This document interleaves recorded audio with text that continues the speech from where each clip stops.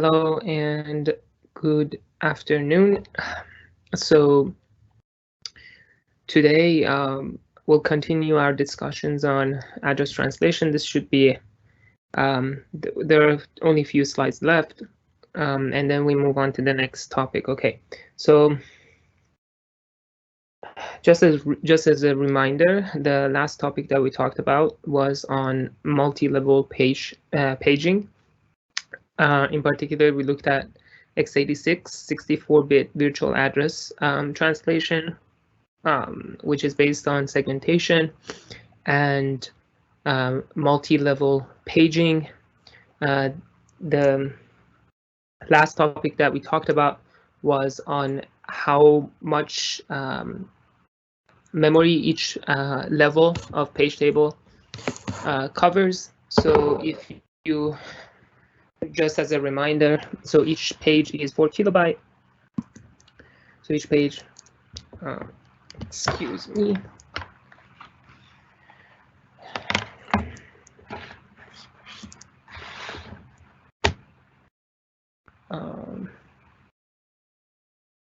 It's bad, it went away.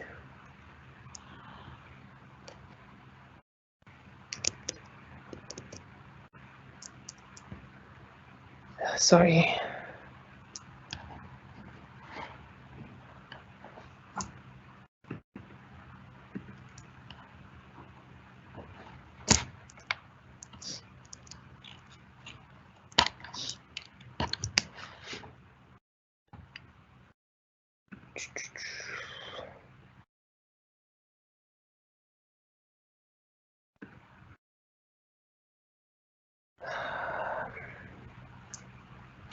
Sorry, I'm dealing with some.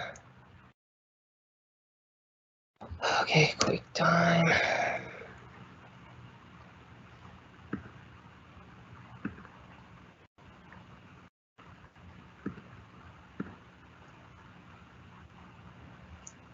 Cool.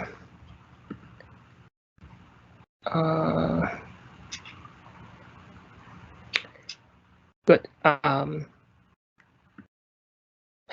Okay, so the last level page, the page is 4 kilobyte. Now, the level 4 page table has 2 to 9 entries times 4 kilobytes. So now 1 kilobyte is 2 to 10, 4 kilobyte is 2 to 12. So that's 2 to 12 kilobyte. And that is equal to 2 megabyte. Sorry, 2 to 12 byte, which is 2 megabyte. So that's how much memory the level 4 page table can cover. If you go up one level, you have 2 to 9 entries. Each entry is going to point to a page table, and that page table is going to cover 2 megabyte. So you're going to be talking about 2 to 9 times 2 megabyte. And this is 1 gigabyte. And then you can go all the way up this ladder. Okay, so that's that. Now that we're looking at page table in x86, let's look at a page table entry in x86 system. I kind of promised to you that we're going to look at it. So this is how each bit of the page table entry is used. So if you remember, let me go actually back. Each page table entry is 64 bits. So from bit 0 to bit 63. Now, the first one that is of our interest is valid bit. If you remember, we're talking about valid, invalid. The second bit is for the write permission. So is it read or is it read and write? Then we have the ownership. If this page belongs to kernel or if this belongs to a user program. So there are some stuff about caching. We'll probably talk about them later on. Not important. There is a bit here called accessed. So this bit here, every time you have a load or a store to a particular address, what happens is that the hardware looks at the page table entry to get the address. Now, the hardware also sets this access bit to 1 every time this page table entry is accessed. And later on, I think in 1 or 2 lectures from now, we'll see how this becomes this comes handy. Okay, so this is a bit that the hardware is going to set to 1 every time it accesses this page table entry. We also have a dirty bit. So if the access to this, if the translation is for a store, so if you wanted to write to a certain page and that's why you're translating the address, then the hardware also sets this dirty bit to 1, saying that something was written to this page.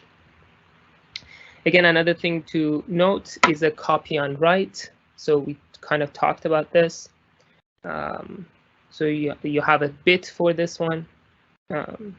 And finally, there is this NX, no execute. This is an interesting one. So in 32-bit page table entry, which was designed by Intel, I mean, it was the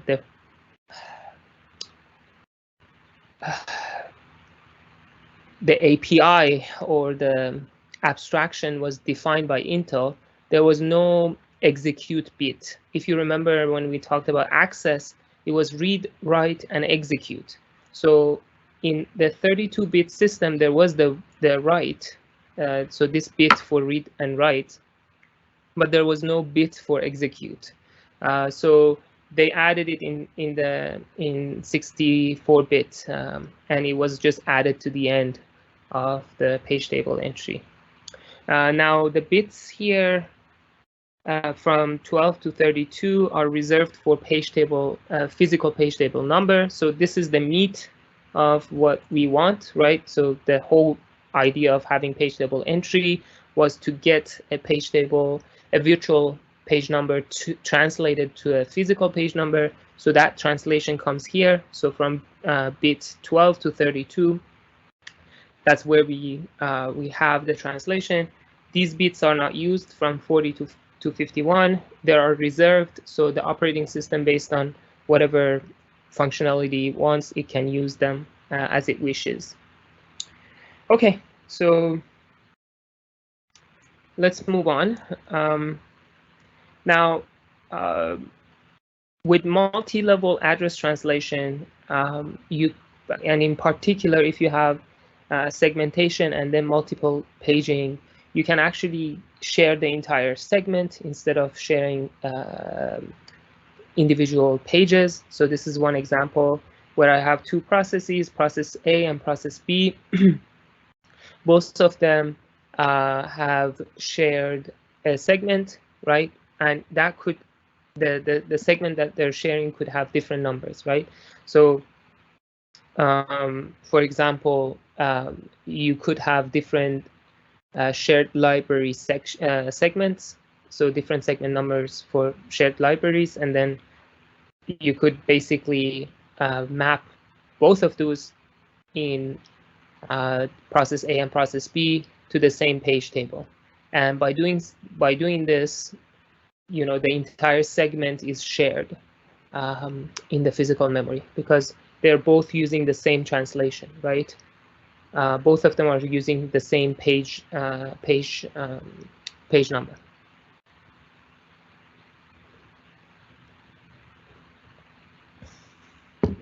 Okay.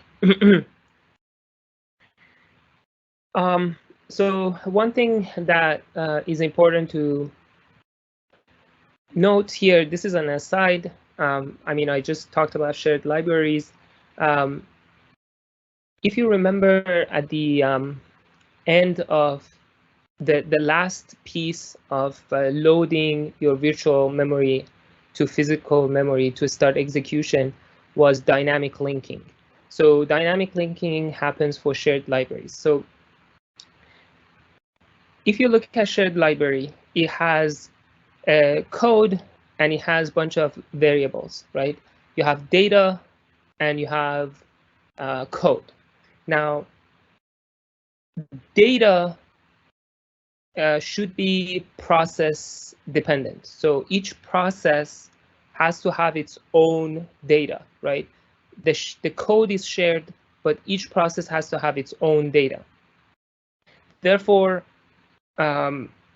when you share libraries, you want to create copies of the data for each process that shares that library, because each one of them is going to have its own variables and its own data initialization.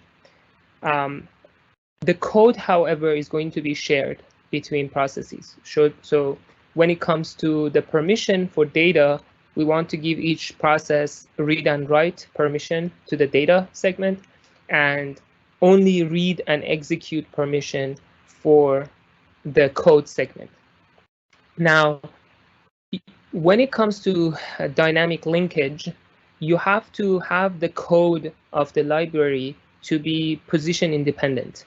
And this means that the code, when it gets compiled, it should not use any, what is it called? Any absolute virtual address. The reason is the linkage happens dynamically. So at runtime, the operating system is going to decide where this code is going to be binded to your virtual address space. And depending on where in your virtual address space you have a free space, it could be mapped to different virtual address spaces in each process. So the same code could be mapped to virtual address range X in process 1 and in virtual address range Y in process 2. Now, both of them are using the same code. So if this code uses any absolute virtual address, we will have a problem because it's being mapped to different ranges in two different processes. And let's say the third process could have a different range. So as a result, when you're compiling a shared library, if you have done it in the past, you probably have to pass certain commands to your compiler to let the compiler know that you're compiling this code to be used as a shared library. And the compiler will create this position independent code for you that does not use any absolute virtual address. Now, for right, do I talk in the slides about?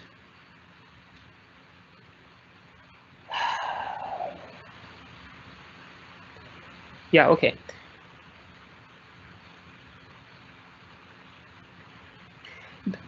For data, however, we said that each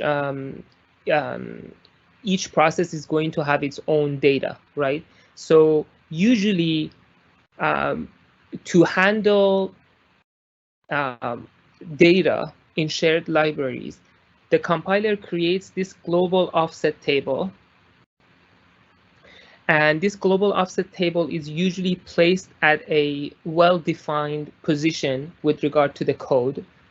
Maybe, for example, at the start of the code, at the lowest address of the code, you put this global offset table. So anytime you want to access your data, your code will first have an address to this table.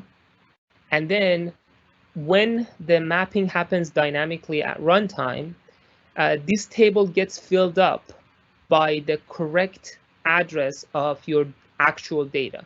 So all the data references in shared library code is through one level of indirection. So all the accesses to any variables inside your shared library will be handled by this global offset table. So when the compiler is compiling your code, anywhere that it needs to access a variable, it will indirectly access it by first going to this table and putting this variable in the table and leave it as that. So it says, go to this address and load whatever address is in this table. Now, at runtime, when the linker dynamically links the library, it fills this table as well with the correct address of the data. So that's also important. So for the code, everything has to be relative. For the data, everything should be through this level of indirection. The same actually with the code. So if you have functions, for example, they have to be relative. Usually for those also you use a different table with a different name. So for function calls, you also do it with the level of indirection. But then that code, yeah. So that's that. The permissions, right? For variables, as I mentioned, because each process is going to have its own data, we're going to give them read and write permission. For the code, however, we're going to just go with the read-only permission. Okay. So I have a question here. What is an absolute virtual address? I tried looking for it in the slides, but I couldn't. Oh, so basically, if you remember, let me see if I can show you what I mean by absolute virtual address.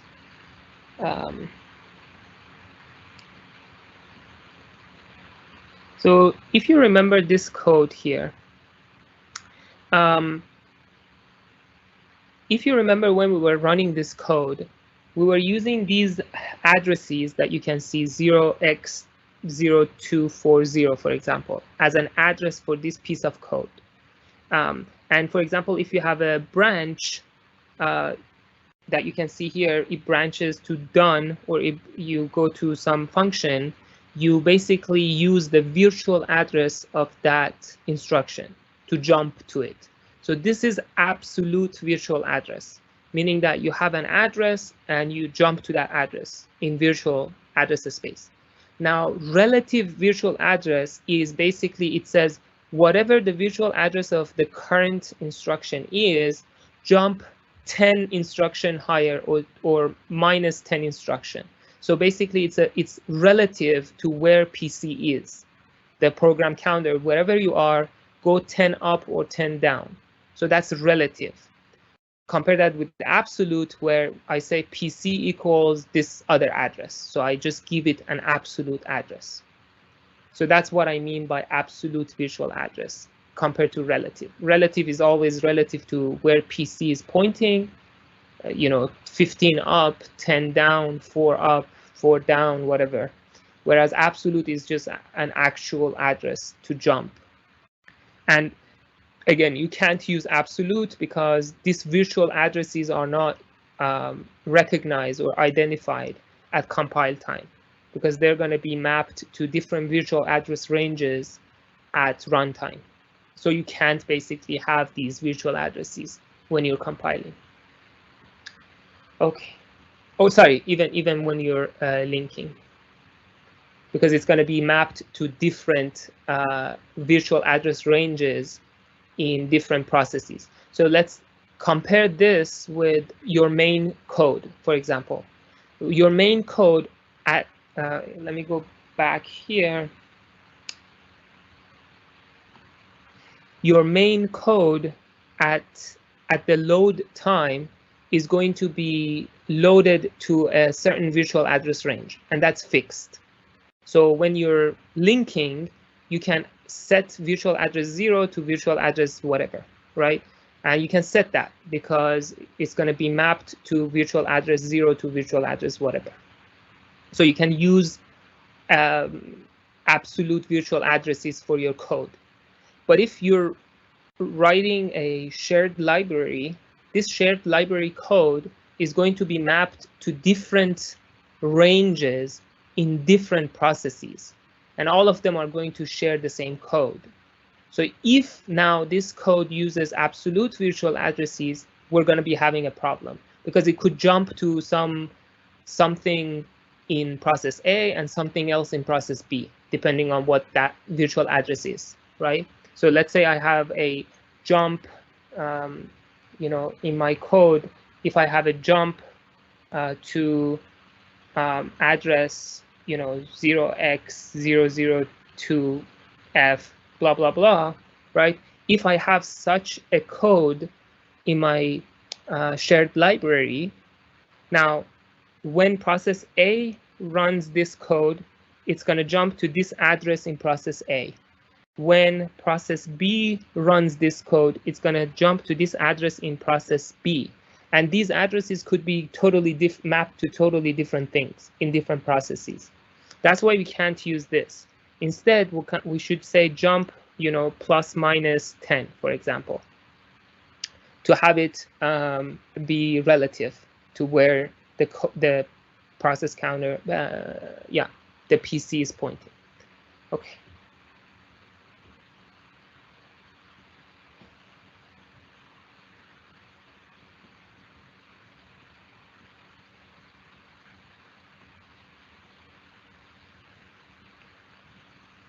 So similar to the data where we use the global offset table for our procedure calls, we're gonna use the procedure linkage table, right? So if you want to jump to a procedure, you can do it indirectly. You can jump to a table, and then from that table you get a relative address to that function, and then you jump to that function.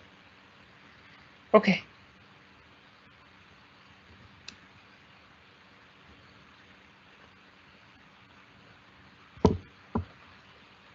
I have to say, if you understand this slide, this shared library addresses space, if you correctly understand what is going on in here, and it might take some time for you to digest all the information in this slide, you definitely have understood virtual address translation to physical address translation, because all the nitty-gritty of this topic is basically integrated in this slide. It is a advanced topic, but it's an important one. Okay, so why do we need a procedure linking table for shared libraries? Right.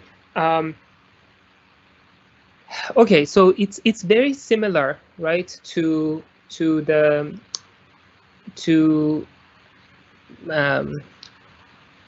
topic of data, right? Because even inside your shared library, not all of the how is it? Not all your shared library code is in one piece, right? And there is also a possibility that in your shared library, you call a function from another shared library. So anything inside that, binary that you have, you can jump relatively. You can say PC +1 or +2 or +10 or -10. But anything outside this range, you might not know the relative address to the current PC, because again, this other function that you're calling could be mapped to a certain address range in process A and to another address range in process B. So again, this information, even the relative address of different functions might not be predetermined, and it might be dynamic at runtime. So again, for all of those, you also use this table. So every time you want to jump to a function, you do it indirectly. You say, first come to this certain element of the table and look at the address here and then go there. So at runtime, we will fill this table to have the relative addresses of different functions.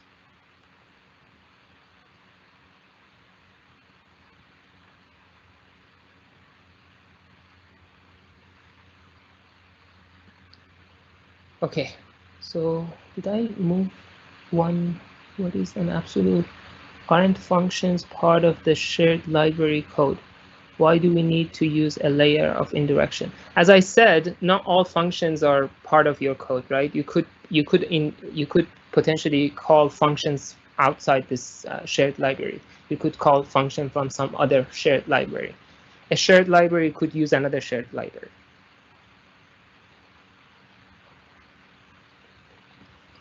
Okay.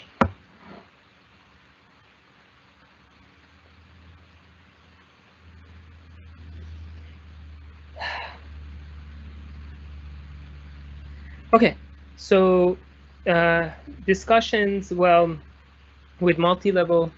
Oh, sorry, I asked that question before you answer it. Okay, good. Okay, so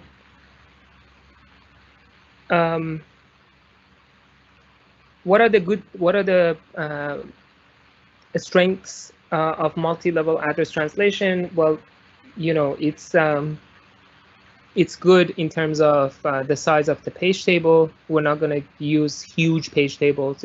We're going to save on space. We are benefiting from paging as before, so memory management is easy.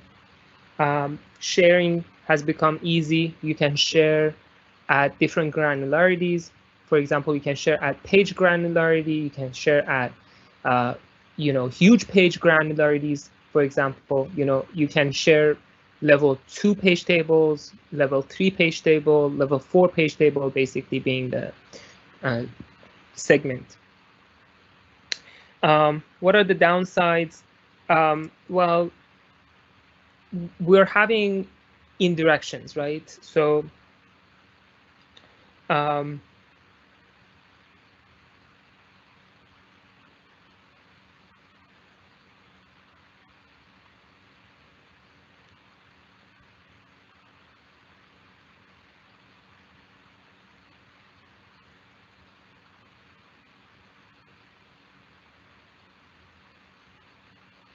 yeah, so basically we're okay.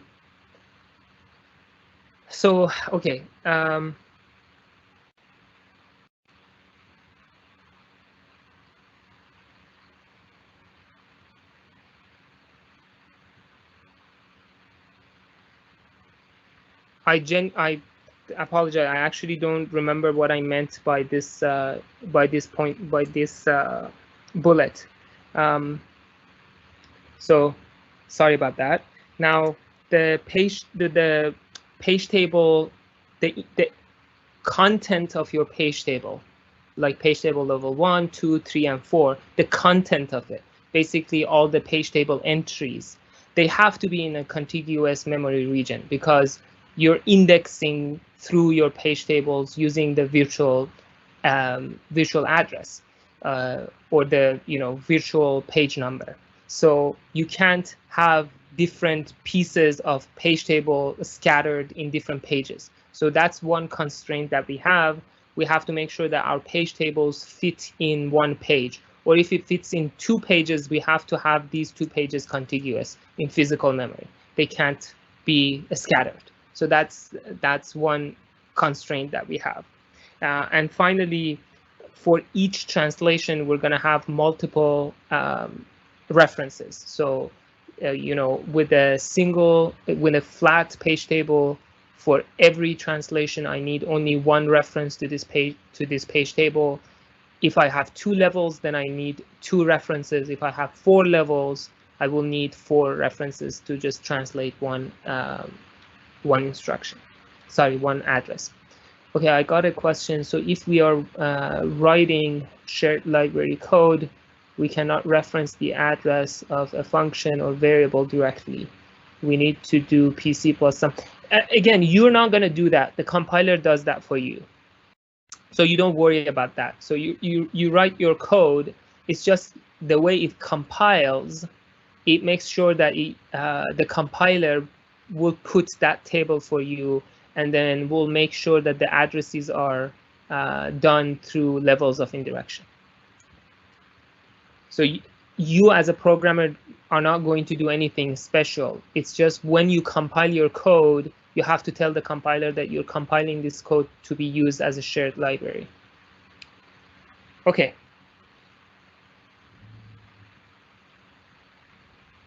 Yeah, I'm still bugged by what I meant by this bullet, so sorry. Okay, now the last topic that we're going to talk about is inverted page table. Now, so far, everything that we talked about was forward page tables, meaning that you know,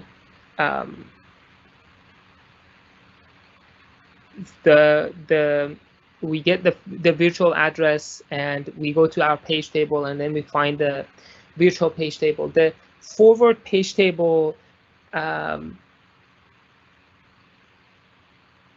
sorry, in forward page table, the size of page table is at least as large as amount of virtual memory allocated to the process. So the more virtual address your process uses, the larger your page table becomes.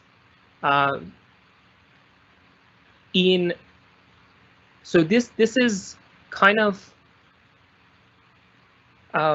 this becomes a bottleneck if your process uses a lot of its virtual page, its virtual address space. So if you have a process that uses huge virtual page, huge virtual address space, then inevitably the size of your page table will grow, because you're going to have one page table entry for every virtual page that your process uses. Now, to deal with this, so to kind of put a cap on how big a page table could become, people have come up with the idea of inverted page table. So inverted page table is nothing but a hash table. So the benefit of having hash table is that you set the size of your hash table, and it's not going to increase by the number of keys that you're using. So that's the size of hash table is fixed. The downside is multiple keys could be mapped to the same entry in your hash table. But we'll talk about how we can deal with that. But for now, let's just look at the big picture. Well, I'm going to look at my virtual address. Depending on the size of the page, I'm going to put aside some number of bits for offset, and the rest of it I'm going to use as a virtual page number. Now I get the entire virtual page number, and I use that as a key. I put it in my hash table, and that gives me the physical page number. Now, the benefit of this is that the size of this hash table is fixed no matter how many virtual page numbers you use. So this addresses the issue that we have here that we had before. Now, the downside, as I said, is that it could be that the case that multiple virtual addresses would be mapped to the same physical address. So we will have to have extra complexity to deal with those, because some of them become invalid and some of them become valid. At any point, only one of them should be valid, right? So we will have to have extra extra logic to deal with that, either in hardware or in software. The other problem with this is that usually when you're talking about hash tables map different keys to random places in the hash table, right? So what does this mean? So I'm going to get, virtual page number 10 might be mapped to physical page number, I don't know, 100. And then virtual page 11 might be mapped to physical page 2. So and then, I don't know, the 12 might be mapped to, let's come up with a number, 230, physical page number 230. Now, these virtual pages are sequential, right? It could be my link list, for example. I might be having a big link list that goes from virtual page number 10 to virtual page number 12. Now, when it maps to random physical pages, this means that part of my link list is at physical page 2, and then another part is at physical page 100, and another one is at physical page 230. Now, so far so good, it's fine, but the moment you put a cache, so when you have cache before your memory, the cache usually is addressed by physical address space, and we'll talk about this in the future lecture when we talk about caches. But you sometimes cache addresses that are next to the address that you have accessed. Now, I can't do that anymore because, you know, if I access a physical address here, it doesn't mean that I'm going to access a physical address in 99 or a physical address in 101, right? So there would be no locality, no spatial locality between my accesses.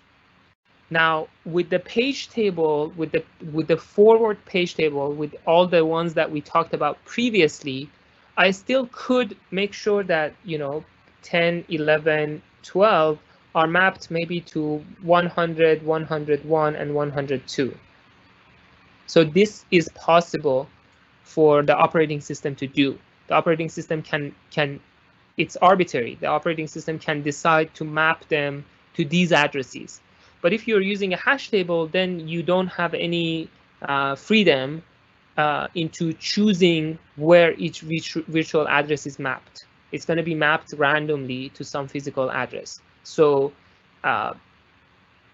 locality is going to be a problem. Again, we'll see what locality means and how it's going to be helpful with caches.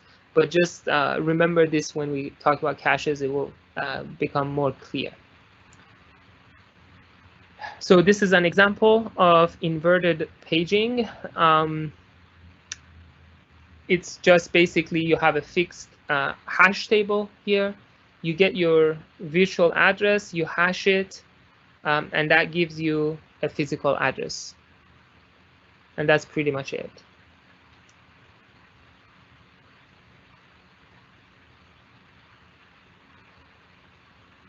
Okay, now one of the last topics that we're going to discuss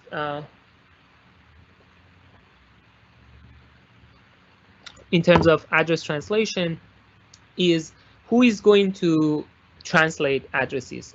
Is the address translation happening in hardware? Is the address translation happening in software?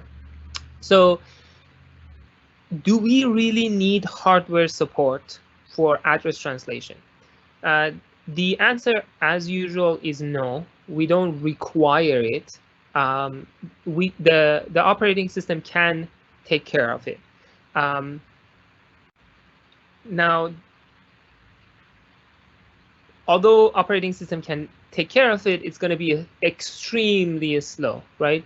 Because for every single instruction, I'm going to need an address translation. So for every single instruction, I'm going to context switch to operating system, ask operating system what is the translation of this address, and then the operating system is going to give me an address. I'm going to go again back to user mode, execute that instruction, and then for the next instruction, I again have to come to the operating system for the translation. So this is absolutely not a good option if it comes to performance. I can do it, but really bad performance. So usually these page tables are implemented in hardware. By usually I sort of mean always, because otherwise it would be just, you know, not feasible performance-wise. Now, what this means is every time operating system schedules a thread, it tells the hardware where the page table, at least page table level 1, resides in memory. So there is always a register in hardware that the operating system sets the address of the page table. Now, every time an access happens, the hardware has logic that will follow this register, goes to memory, reads the address, and then from there, hardware knows how many levels of address translation is used, because it's, as I said, it's like x86 has its own way of address translation. ARM has its own way of address translation. So this is fixed per hardware, per architecture. So then the it's called page table walker. So the hardware page table walker walks through levels of page table to do the translation. Now, at the end, hardware might encounter page table entries that are not valid. Or it could be that the page table entry is valid, but whatever software wants to do with this page is not, the permissions that are set on the page table entry do not meet what the software wants to do. For example, maybe this page table entry says that this page is allocated to this process read only, but the process is executing as store. So in those cases, the hardware, whenever hardware sees inconsistency or it sees an invalid page, the hardware raises a page fault. And when a page fault happens, the software, which is basically the kernel, starts running. So we're going to start running the page fault handler. And in page fault handler, the software makes a decision what needs to be done next. Maybe I need to update the permission. Maybe I need to copy and write and then set new permissions. Or maybe this was invalid. It should be, the process should be terminated.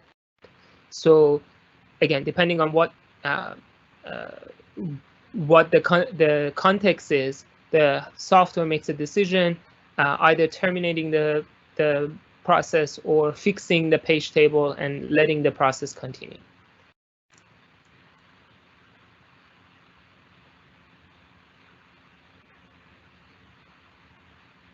So this is very relatively fast. It's a little bit inflexible because the hardware is basically setting the terms for how the translation happens.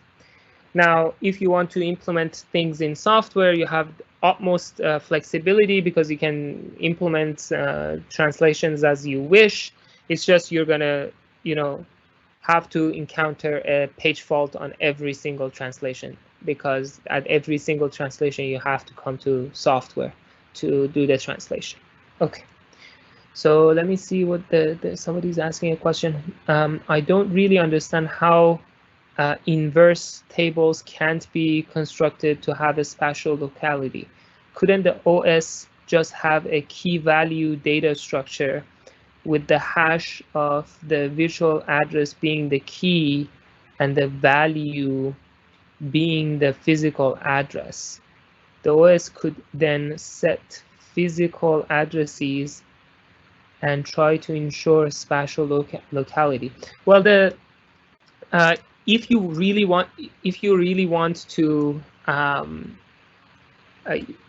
think that what you're suggesting is not hash table. So what you're suggesting is a key value store where the key is the virtual address and the value is whatever the operating system wants. But that's not the idea behind inverse page table. So in inverse page table, So you have your inverse page table. You get a virtual address. Then inside this, you hash this virtual address, and the result of your hash is basically the physical address. Now, the fact that this hash produces random numbers means that your physical address is going to be random. So that's the idea behind inverse page table. You could say, okay, I don't want this. I want to use a key value store with a fixed size. That's fine. That's your design, right? So you could have this key value store with the fixed number of keys, right? So you can use this hash as a key, and then for the value put whatever you want. So that's one design, and that's possible, but that's not what inverse page table is. Okay. Now, yeah, okay. So here is a summary of everything we talked about. So we talked about segmentation, we talked about page table translation, we talked about multi-level paging, and we also talked about inverse or inverted tables. Now, the advantage of segmentation is we can map segments. We can have multiple segments instead of the entire process. The disadvantage is that you're going to have external fragmentation. With paging, you won't have external fragmentation, but the size of the page table could be huge. With multi-level page tables, you basically reduce the size of your page table, but the downside is that you're going to have multiple memory references per page reference. And then finally, with inverted page table, you basically cap the size of page table, but it's going to create some complexity in terms of implementation of the hash table and the cache locality that we talked about. Is an inverse or inverted page table even a table? Then if is an inverse page table even a table? Then if all we're doing is applying a hash function. So as I said, it's actually just a hash function, right? So if I go back, as you can see here, the hash of virtual address is equal to your physical page number. So that's all that is in inverted paging. So hopefully that answers your question. So it's basically just a hash table. It's not actually an actual table. The only thing I have to say is you probably don't want to calculate this hash for every translation. So you probably want to maybe write it down somewhere, do the calculation once, and I mean, however you want to implement it. But the idea is just physical page number is equal to the hash of the virtual page number. Also, how would this deal with collusion then if there is no memory of other hash? Yeah, I mean that's what I said. So when you have collusion, you have to deal with it. You have to invalidate the previous translations and only have a single valid translation at any given time. So you have to add extra logic to deal with collusions. Okay, so we're done with this. We can move on to the next topic. SE. Oh, what is that?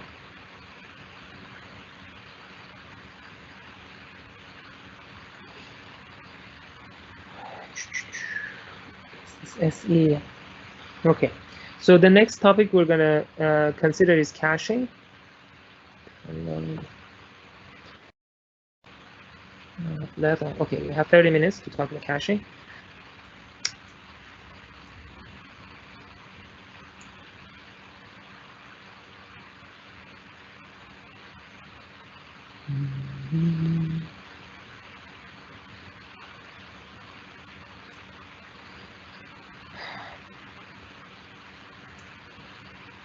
Okay, so the first topic that we're going to look at is the principles of locality. Specifically, we're going to talk about temporal locality and spatial locality. I have alluded to a spatial locality a few minutes ago, but we're going to see it. Then we're going to talk about cache organization. We're going to talk about major categories of cache misses when that happens.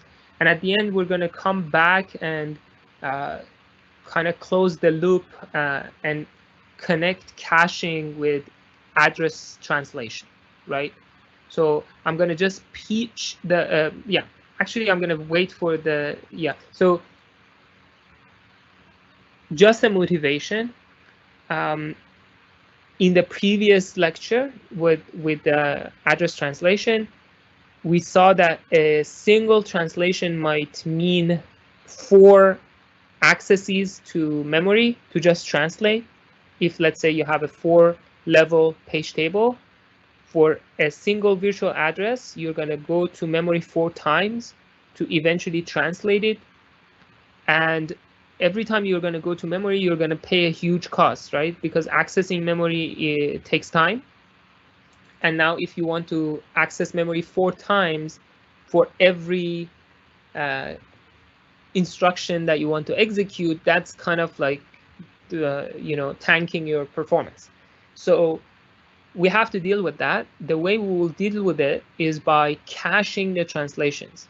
So every time I translate something, every time my page walker walks through different levels of page table and eventually translates a certain virtual address to a certain physical address, I don't throw away this translation. I save it in my cache. I say, okay, now I know this virtual address is translated to this physical address. Chances are that I will need this translation later. If I have any kind of a spatial or temporal locality, I might come back to this address translation later. So if I cache this translation, next time I need it, I don't need to go and walk through my page table again. I already know this virtual address is mapped to this physical address, and I can use it without walking through my cache, my page tables. So that's where we will cycle back and connect caching to address translation. So it will happen inside TLB. TLB is the cache that we'll use for our address translations. Okay, so what is a cache? So a cache is kind of like a repository that you keep copies of things that you need frequently.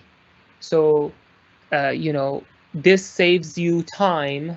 Let's say if you have a closet of documents and it takes time to search through that closet, you might have a folder on your desk and you might want to put the documents that you frequently need in that folder so that, that saves you time. You don't need for each one of those documents to go and look at your entire closet.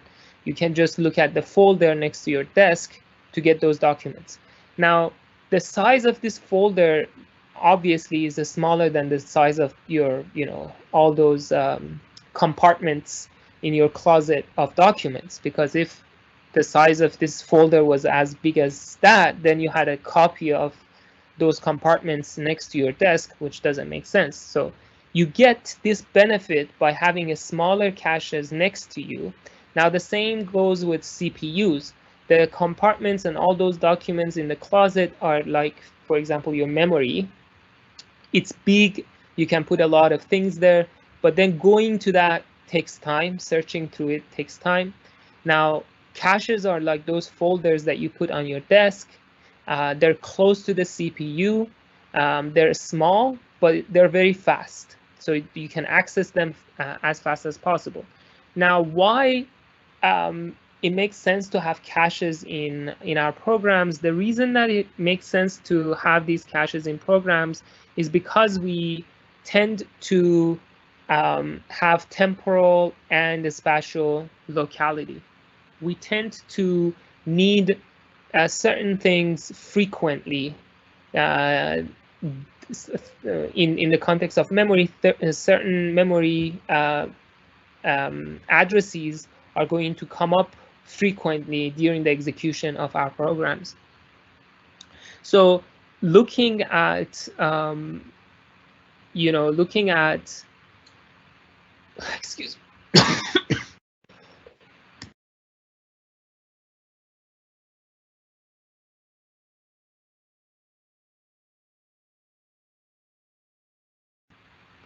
Looking at the speed of processor and then comparing that to the speed of DRAM, we get something close to this. So this basically shows how fast our CPUs have become, following Moore's law. And this shows you how fast our DRAMs have become. And this is the gap that you have between your memory and CPU. So your CPU is running on 2 gigahertz, 3 gigahertz of frequency, whereas your memory is orders of magnitude slower. This means that every time your CPU has to go to memory, it has to waste a lot of cycles because it has to wait for the memory result to come back. So memory is slow compared to your CPU. And we have to solve this problem. We don't want to, we're accessing memory at least once per instruction, as you saw. At least to just read the instruction that we want to execute, we have to go to memory. Now, if we have to go to memory for every instructions and we're going to spend that much time to wait for the data to come back, it kind of doesn't make sense to make our CPUs faster because they're going to wait for memory. What's the point of making them faster? Now, the fact that we are able to make them faster means that we have solved this problem. How do we solve this problem? Well, we have to look at how our programs are accessing memory. So in this figure that is in front of you, I'm showing you address space from 0 to 2 to n minus 1. N could be 32 or 64, depending on your system. Usually, if you look at the frequency of certain addresses that have been used, you will see diagrams like this. So here on the x-axis, I have the different addresses. So this is address 0, this is the maximum address, and anything here is like a certain axis, certain address, like x, 0, c, f, blah, blah, blah, blah, right? So each one of these are certain addresses. Now, if I go up on y-axis, this shows me how many times my program used this address. Now, usually you get these curves like this.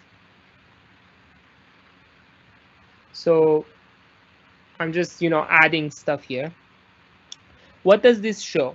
So this shows a spatial locality. It means that if there is an address here that was used very frequently, the addresses next to it were also used frequently. So if there is one address here that was used very frequently, the addresses next to it were also used frequently. So these are the ranges of addresses that I accessed. And if one of them is frequent, the high chances are that the rest of them are also frequently used. So this is called the spatial locality. What is temporal locality? Temporal locality means if I access a certain address, there is a chance that I'm going to access that same address again shortly. For example, if I'm running a for loop, so I have for int I equals 0 to I less than 1000, I++, and then here I have a bunch of code. Now, this code has an address. So I go to this memory location to read this instruction. Let's say I do this at time t. There is a chance that I will do this at time t plus, I don't know. Let's say I have 4 instructions here and I'm doing 1 instruction per cycle. So at cycle t plus 4, I'm going to be executing the same instruction. So I will need to go to the same address in memory to read this instruction. And I'm going to do that at t4 plus 4. And I'm going to do that at t4 plus 4 plus 4. So this is temporal locality. This means that if I go to a certain address in memory, there is a chance that I'm going to go there again. Or for example, if let's say you have a linked list and you're searching it again and again, so you're going through your linked list again and again, you're going to visit the same element of your linked list again and again. And that is temporal locality. A spatial locality means if I am reading this instruction, there is a chance that I'm going to read the next instruction as well. And there is a chance that I'm going to read the next instruction as well. So if a specific address I access a lot, there's a chance that the address next to it, I'm going to access it a lot too. So these are the 2 different patterns that are very common in our programs. So the idea of caching is to take advantage of this observation. Now, if I have a temporal locality, I can cache the data that I just brought from memory in my cache, because there is a chance that I will need this same data again. If that's for temporal locality. For a spatial locality, if I'm going to go to a certain address in memory, I could bring everything around that address as well. This is called prefetching. So my aim is to read address x, but I also read address x plus 1 and x minus 1, and I bring that data with me as well, and I cache it, because I'm sure, or I'm pretty sure with high probability, if I access address x, I'm going to also access address x plus 1 or x minus 1. So I can prefetch that data and put it in my cache. Now I have to be careful with prefetching, because if you prefetch a lot, if let's say you also prefetch x plus 1, 2, 3, 4, 5, x plus 100, then you might actually fill up your cache, and there's a chance that you actually don't need that.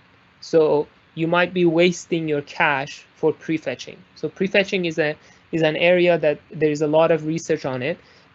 People use all sorts of machine learning methods to predict which addresses are going to be used before they are actually used. Because if you can predict which addresses are going to be used, you can cache them, and by caching them, you can actually speed up your program without wasting your cache. I got a question. So is the graph at the top of the page an example of temporal locality or spatial locality, or both? So this actually is an example of both, because the fact that I have frequently, I guess it's definitely a spatial locality, because it says if a certain address is accessed, then addresses next to it are also accessed. You can also infer stuff by looking at the frequency. So the frequency says that, there is a certain address that I frequently accessed. So that could also tell you about something about the temporal locality. It doesn't say, when these accesses were. It just says that there are certain addresses that you access a lot. Now, they could be accessed during a short period of time. If that's the case, that would be temporal locality. If they were accessed at longer time intervals, then that doesn't constitute as temporal locality. Usually when you're talking about temporal locality, you're talking about accessing the same address in a short window of time.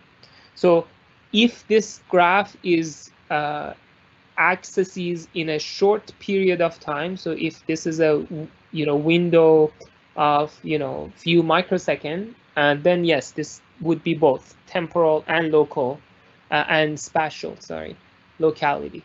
If this is this graph is for a larger window of time, then it might not directly imply temporal locality. That was a good question. Okay, so let's talk about some terminologies. The unit of memory is block. Is byte. Whenever we talk about memory, we say bytes. But we put bunch of bytes together, consecutive bytes, and we construct a block, and that becomes the unit for cache. So usually when you're talking about caches, you're talking about blocks, and each block is not a single byte. Usually a block is 32 bytes or 64 bytes or 128 bytes. So that's that. So whenever we're talking about caching, we're caching blocks. We're not caching single bytes. Although in the extreme case, you might have a cache with block size equal to 1 byte. So in that case, you're caching single bytes. But usually the block is bigger than a single byte. Now, heat means you went to the cache, you were looking for a certain thing, and you found it in the cache. So that's heat. Now, heat time means how long did it take to get the data that you want if the data is in cache. Now, miss is, as the name suggests, it means that you go to cache, you search for a certain thing, and you can't find it. So that's a miss. Now, miss time is a time that it takes to satisfy a miss, meaning that from when you realize that the data is not in the cache, how long does it take you to go to memory and brings it, right? So be careful about miss time and hit time, because hit time, the data is in the cache, so it's going to be just the time that it takes you to go to the cache and bring your data. Miss time means from when you realize that the data is not in the cache, how long does it take you to go to memory and bring it? Misses are expensive, of course, because if you don't find your data in cache, you then have to go to the next level cache or to the memory.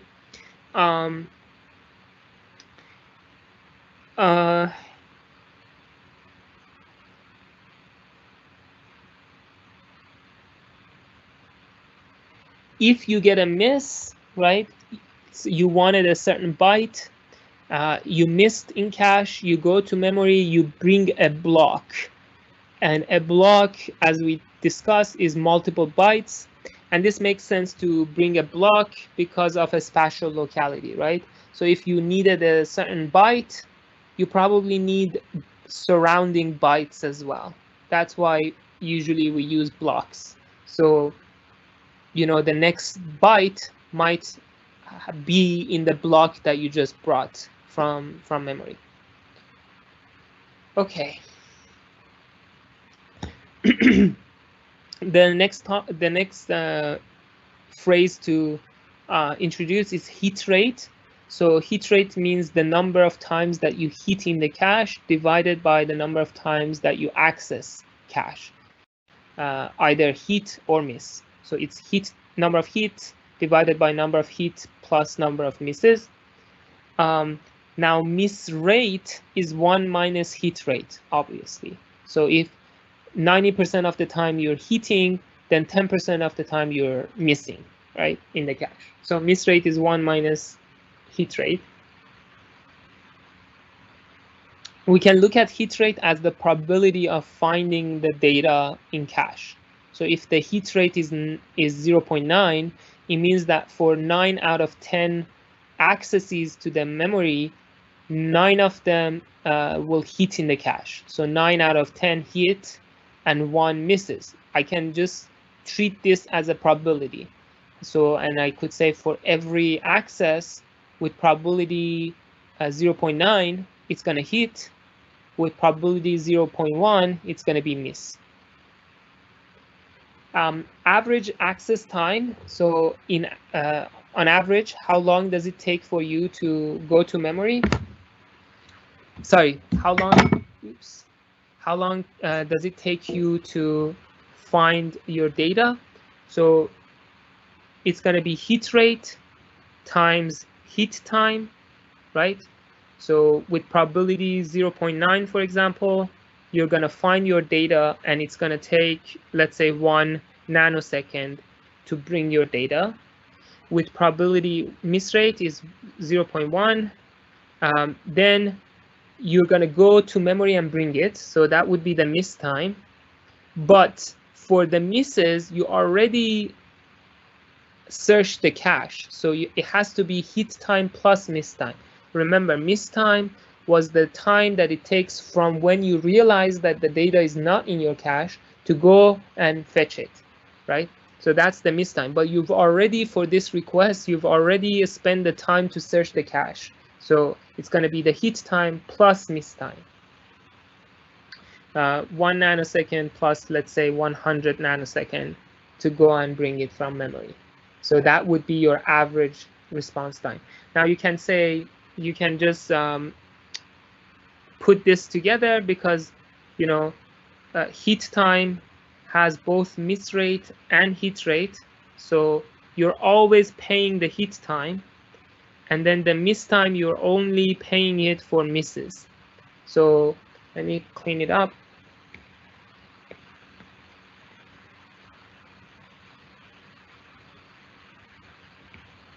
So basically, your average access time is your hit time.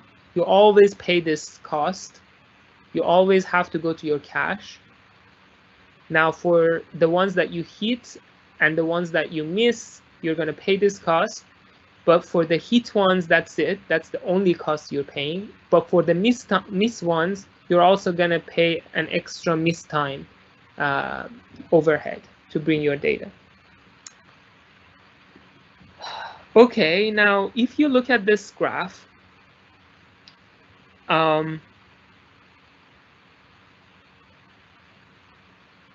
you see a trade-off. How does the trade-off is created? The larger your cache is, so larger cache means higher hit rate. If your cache is large, then the probability of finding your data in the cache is higher because you have more space. But for larger caches, the hit time, the time it takes to access the cache goes up. So hit time, so you will have also longer hit time. So that's the dilemma we have. If we want to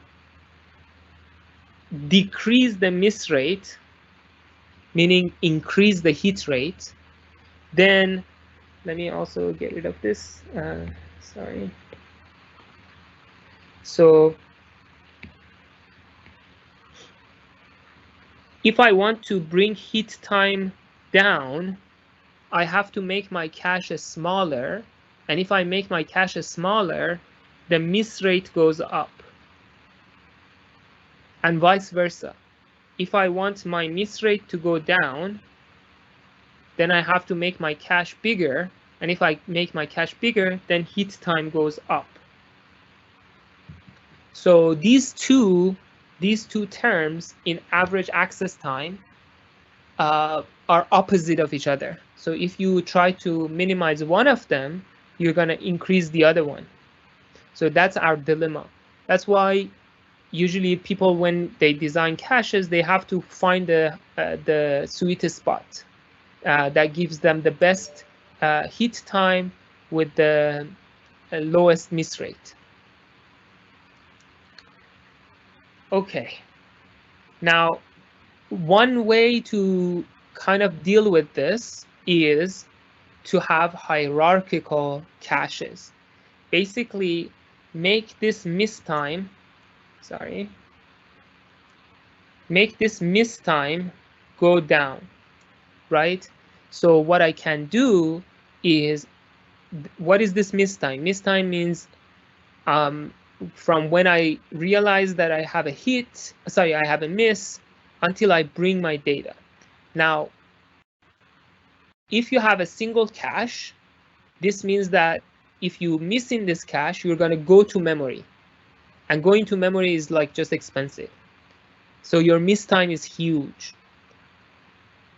If I put another cache after this cache, so instead of having one cache, so instead of having cache number 1 and then memory, I can put cache number 2 here. So if I miss in cache 1, instead of going to memory, I go to cache 2 and search cache 2. And if I miss in cache 2, then I can go to cache 3. And eventually, if I miss in cache 3, then I have to go to memory. By putting these extra levels of cache, I'm bringing the miss time down, because there is a chance that it wasn't in C1, but it might be in C2. So I don't need to go all the way to memory to bring my data. I can find probably my data in C2. And if it wasn't in C2, I might actually find it in C3. So if you look at modern systems, yeah, so somebody is saying a lot of ECE 222 review. Wait for cache structure. I'm going to review those as well. Okay, so if you look at your memory hierarchy, you usually have, this is where your main memory is, and then you have your permanent memory here. You might have SSD, and then after SSD, you might actually have disks. And you have levels of cache here inside your processor. And the fastest storage for the processor are the registers. So you can access registers every cycle, for example. If you want to go to, so let's actually put the text here again. I have to get this. Yeah, so the speed is faster. The closest you are to the CPU, the faster your speed is. But also the capacity. The capacity is smaller for the faster storage. Okay. Now, how do you use your registers? Basically, your compiler manages the use of registers. This is something that the programmer has no control unless you start writing in assembly. So if you don't write in assembly, then, and you're writing in C++ or Python, then the compiler compiles your code and makes use of the registers. Then caches are managed by hardware. So our programs don't know if their memory access will hit in the cache or if it will hit in memory. It's hidden from us. This is called microarchitecture. It's not even architecture. So when you're writing your program, you usually don't know how much cache your system has. There are ways to figure it out, which we will kind of talk about later on if I have some time, about security. So there are side channels that you can figure out how much cache your system has, but that's another topic. So hardware basically manages the caches, and the software manages the rest. So the operating system in particular allocates your DRAM and also your secondary and permanent storage. Okay, so we're going to pause here. Thank you for sticking around. And thank you to those of you who are watching this offline. Take care, be safe. We'll talk to you on next Tuesday. Bye.